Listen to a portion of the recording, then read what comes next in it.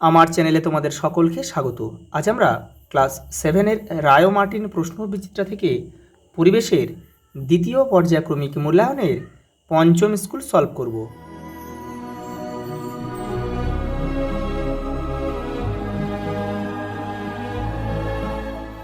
প্রথম প্রশ্ন দেখো, আপাতন কোণ 40 ডিগ্রি হলে আপাতন কোণ ও প্রতিফলন কোণের সমষ্টি কত হবে? তাহলে আপাতন কোণ যা হয় আমরা জানি, প্রতিফলন কোণও তাই হয়। তাহলে 40 40 80 ডিগ্রি আমাদের উত্তর হবে। উদ্ভিদ ও প্রাণীর দেহে যে শক্তি পরিবর্তিত হয়ে আবদ্ধ হয় তা হলো সৌরশক্তি। যেটি পরিবেশ বান্ধব শক্তির উৎস নয় সেটি হলো জীবাশ্ম জ্বালানি। আর বাদ বাকি যে তিনটে রয়েছে দেখো, জৈব গ্যাস, বায়ুপ্রবাহ, সূর্য, এগুলো পরিবেশ বান্ধব শক্তির উৎস। আকাশে রংধনু আসলে সূর্যের সাদা আলোর বিচ্ছুরণ। অপশন সি আমাদের সঠিক উত্তর। পরেরটা দেখো, তড়িৎ চুম্বকের শক্তি বাড়ানো যায় কোন প্রদত্ত কোন কারণে? এটা হবে তারের পাক সংখ্যা বাড়ানো। পরেরটা দেখো, একটি দণ্ডচুম্বকের দুই মেরুর মধ্যবর্তী দূরত্বকে কি বলে? চুম্বক দৈর্ঘ্য। পরেরটা দেখো, মেরুজ্যোতির কারণ কি? দেখো, পৃথিবীর পরিবেশ দূষণ এটা নয়, পৃথিবীর পরিবেশের উষ্ণতা বৃদ্ধি, পৃথিবীতে যে কারণে বজ্রপাত, এটা হবে না, এটা হবে পৃথিবী বিরাট চুম্বক তার প্রভাবে। ইলেকট্রিক হিটারের কুণ্ডলী তৈরি হয় নাইক্রোম তার, এই যে অপশান ডি। পরেরটা দেখো, একটি বস্তুকে আয়নার দিকে 5 মিটার এগিয়ে আনলে বস্তু ও প্রতিবিম্বের মধ্যে দূরত্ব কত মিটার কমে যাবে? তাহলে দেখো, এটা 5 5 10 হবে, কারণ বস্তু যত সরবে ঠিক প্রতিবিম্ব ততটাই সরবে, অর্থাৎ 10 আমাদের উত্তর হবে, 10 মিটার। মানব কল্যাণে ব্যবহৃত অপ্রচলিত পরিবেশ বান্ধব শক্তির উদাহরণ হলো, উত্তর হবে মানব কল্যাণে বায়ু শক্তি। পরেরটা দেখো, তড়িতের সুপরিবাহী পদার্থটি হলো, এখানে হবে তামা। চুম্বকের আকর্ষণের পূর্বে যে ঘটনাটি ঘটে সেটা হচ্ছে আবেশ। পরেরটা দেখো, নিচের প্রশ্নগুলির নির্দেশ মতো উত্তর দাও। একটি ঈষৎ স্বচ্ছ মাধ্যমের উদাহরণ দাও। ঘষা কাঁচ, তৈলাক্ত কাগজ,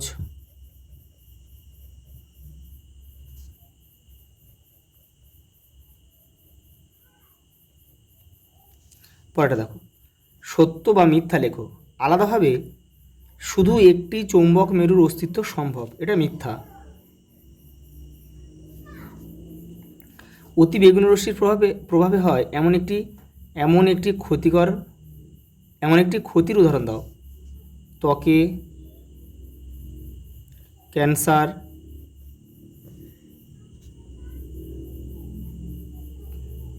চোখের ক্ষতি। পরেরটা দেখো, টর্চের সুইচ অন করলে বাল্বের যে অংশটা জ্বলে ওঠে তার নাম কি? ফিলামেন্ট।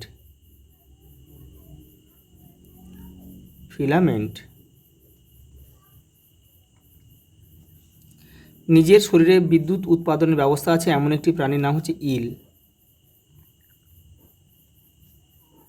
ইলেকট্রিক ইল। কোন জীবাশ্ম জ্বালানি ব্যবহার করে তাপবিদ্যুৎ তৈরি করা হয়? কয়লা।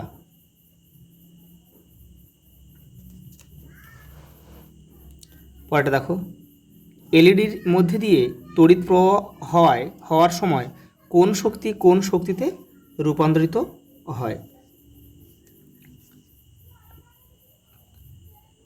তড়িৎ শক্তি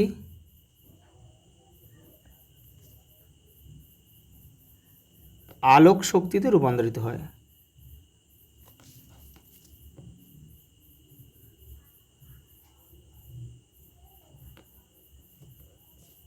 পরেরটা দেখো, মুক্ত বর্তনী কি? যে তড়িৎ বর্তনী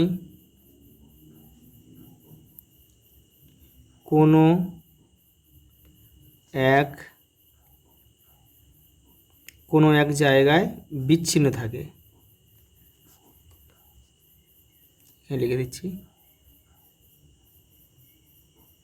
বিচ্ছিন্ন থাকে, তাকে মুক্ত বর্তনী বলে। শূন্যস্থান পূরণ করো। পরিযায়ী কচ্ছপ পৃথিবীর ড্যাশ অনুসরণ করে শীতল অঞ্চল থেকে উষ্ণ অঞ্চলের দিকে যায়। এটা হবে চৌম্বক ক্ষেত্র। চৌম্বক ক্ষেত্র। শূন্যস্থান পূরণ করো। সূচি ছিদ্র ক্যামেরায় বস্তুর উল্টো প্রতিকৃতি গঠিত হয়।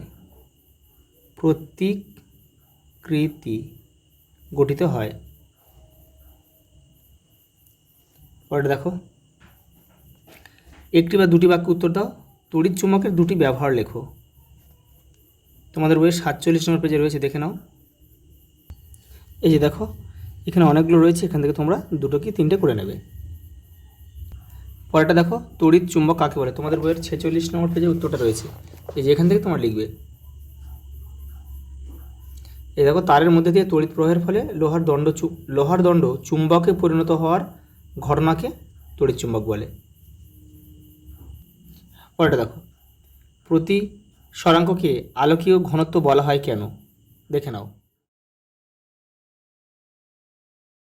আলোক উৎস কী ধরনের হলে প্রচ্ছয় আর উপচ্ছয় গঠিত হয়, এটা হবে শুধু কেবলমাত্র বিস্তৃত আলোক উৎস।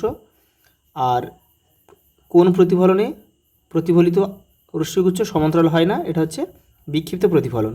পরেরটা দেখো, বায়ু শক্তি কি, এই শক্তির সুবিধাগুলি লেখো। দেখো, বায়ু প্রবাহকে কাজে লাগিয়ে যে শক্তি উৎপন্ন করা হয় সেটাই হচ্ছে বায়ু শক্তি, এটা তোমরা লিখবে।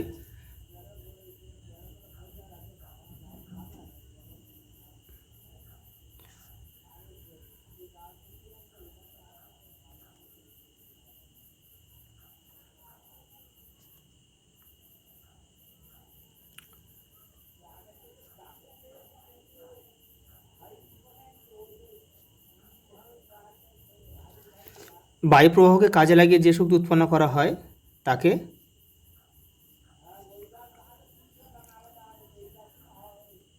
বায়ু শক্তি বলে। বলছে দেখো, এই শক্তির সুবিধাগুলি কী কী। এই শক্তি হচ্ছে অফুরন্ত। আর লিখবে কি, পরিবেশ বান্ধব।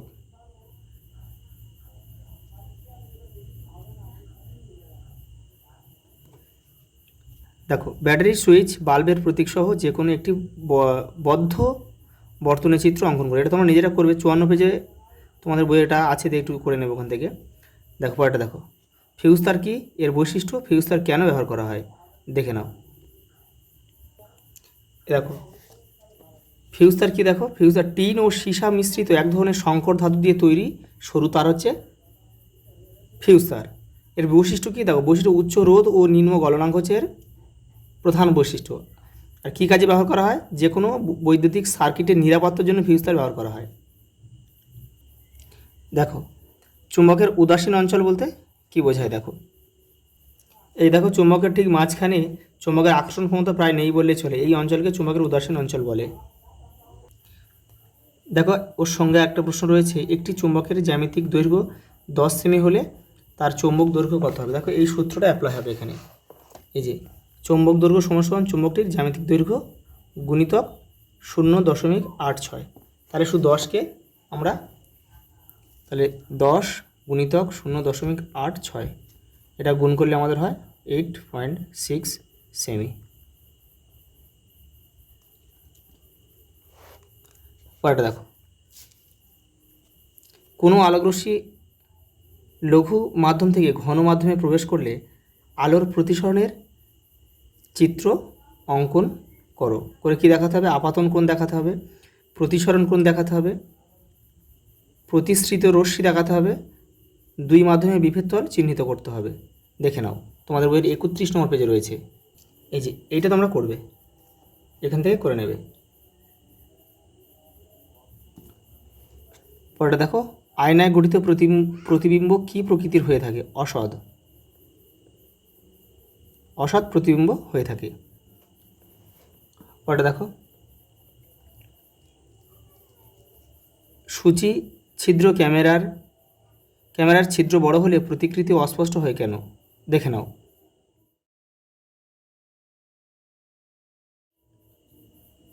আলোর বিচ্ছুরণ কি? এই দেখো, আলোর বিচ্ছুরণ কাকে বলে? প্রিজম বা অন্য কোনো স্বচ্ছ প্রতিসারক মাধ্যমের মধ্যে দিয়ে যাওয়ার সময় সাদা আলো বা কোনো বহুবর্ণী আলো বিশ্লেষিত হয়ে 7টি ভিন্ন বর্ণের আলোতে বিভক্ত হওয়ার পদ্ধতিকে আলোর বিচ্ছুরণ বলে। স্কুটেলাম দেখতে পাওয়া যায় ভুট্টা বীজে। শ্বাসমূল দেখা যায় সুন্দরী গাছে। পরেরটা দেখো, যে প্রক্রিয়ায় পরিবেশে ফুলের গন্ধ বা ধূপকাঠি জ্বালালে সারা ঘরে গন্ধ ছড়িয়ে পড়ে তা হলো ব্যাপন। উদ্ভিদকে মাটির সঙ্গে শক্ত করে আটকে রাখে কে? স্থায়ী অঞ্চল। দেখো বাদবাকিগুলো একটু কাজ দেখে নাও। দেখো, মূলত্র অঞ্চলের কাজ হচ্ছে মাটির আঘাত থেকে মূলকে রক্ষা করা। আর বর্ধনশীল অঞ্চলের কাজ হচ্ছে কি? মূলকে মাটির গভীরে প্রবেশ করানো। মাটির গভীরে প্রবেশ করানো। আর মূলরম অঞ্চলের কাজ হচ্ছে কি? জল ও খনিজ লবণ শোষণ করা।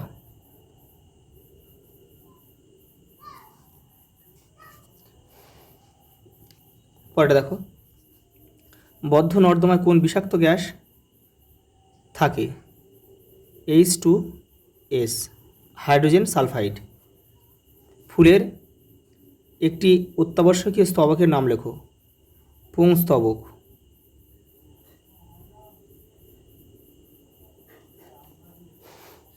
পরেরটা দেখো, পরাগ মিলনের একটি সমস্যা লেখো। দেখো তোমাদের বইয়ের 211 নম্বর পেজে উত্তরটা রয়েছে। এই দেখো, এখান থেকে তোমরা দুটো বা একটা করে নেবে। পরেরটা দেখো, বীজের ভ্রূণের কোন অংশ থেকে চারা গাছের কাণ্ড তৈরি হয়? ভ্রূণ মুকুল। পরেরটা দেখো, ফেরোমেন কি? তোমাদের বইয়ের 214 নম্বর পেজে রয়েছে, এখান থেকে তোমরা করবে। যে পরেরটা দেখো, একটি রূপান্তরিত মূলের উদাহরণ দাও। গাজর, মূলা, বিট প্রভৃতি। পরেরটা দেখো, জ্যাকবসন অর্গ্যান কোন প্রাণীর দেহে দেখা যায়? সাপের দেহে দেখা যায়। সাপের দেহে দেখা যায়। এর কাজ কি দেখে নাও। এই যে কাজটা কিন্তু তোমাদের এখান থেকে লিখতে হবে এই পর্যন্ত। পরের প্রশ্ন দেখো, ব্যাপন ও অভিস্রবণের মধ্যে দুটি পার্থক্য লেখো। দেখো, এটা আমি অন্য একটা বই থেকে তোমাদের দেখাচ্ছি, তোমাদের বই এটা ভালোভাবে দেওয়া নেই, এখান থেকে তোমরা করে নেবে, একটু কষ্ট করে লিখে নিও। দেখো লাস্ট প্রশ্ন, স্বপরাগযোগ ও ইতর পরাগযোগ কাকে বলে? 210 নম্বর পেজে উত্তরটা তোমরা পেয়ে যাবে। দেখো এখান থেকে তোমাদের উত্তরটা করতে হবে। এই যে আজ এই পর্যন্ত, দেখা হবে পরের ভিডিওতে।